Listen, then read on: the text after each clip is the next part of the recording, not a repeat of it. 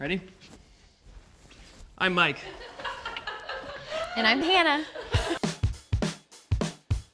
How we got our experience in DIY and remodeling really came from a bunch of different sources. I grew up kind of in the construction industry. My dad had worked in it for 30 years. We started doing some home improvement projects that kind of started small and grew bigger and bigger over time. Yeah, you learn a ton just by experience. And then there's a vast amount of resources out there. And every day we learn new stuff. We'll always be learning. Hannah and I are both realtors, and this has been great because we get to buy and sell our own homes, and we get to stay involved in every step of the process.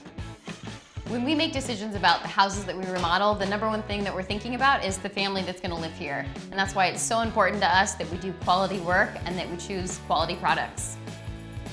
We've used Delta products for years and years, actually years before we ever had a personal relationship with the brand. And we use them because they're high quality, they're well made, and they offer tons of styles and finishes that match whatever project we're working on. So on a scale of 1 to 10 of difficulty, I would say installing a new faucet is probably around a 3, but uninstalling an old one could be up to a 7. I think anybody with a basic knowledge of some tools, how to use a screwdriver, and can follow along with some instructions or an installation video, should be able to install it pretty easy. Got it.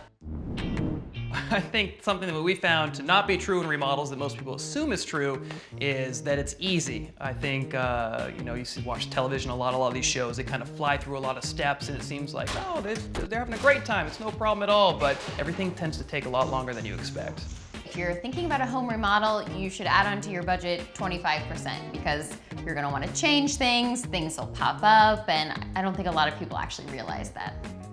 The best piece of advice that I have for somebody who's considering a home remodel is to know your contractor and know them well. Make sure you're comfortable asking questions and that there's a free exchange of information between the two of you. And to build off that point a little bit more, also I would tell people to anticipate these little hiccups that are gonna arise. I mean, there's no way to avoid them, so just kind of going in with the mindset that they're gonna come up and being prepared for them makes things go a little bit smoother just so you're not caught by surprise. So our favorite room in a home to remodel is the kitchen. And I would say a close runner-up to the kitchen, for me at least, is the master bathroom. It's gonna get used a lot, so again, we try to think through the form and function of that room and how it's all gonna come together in the finished home.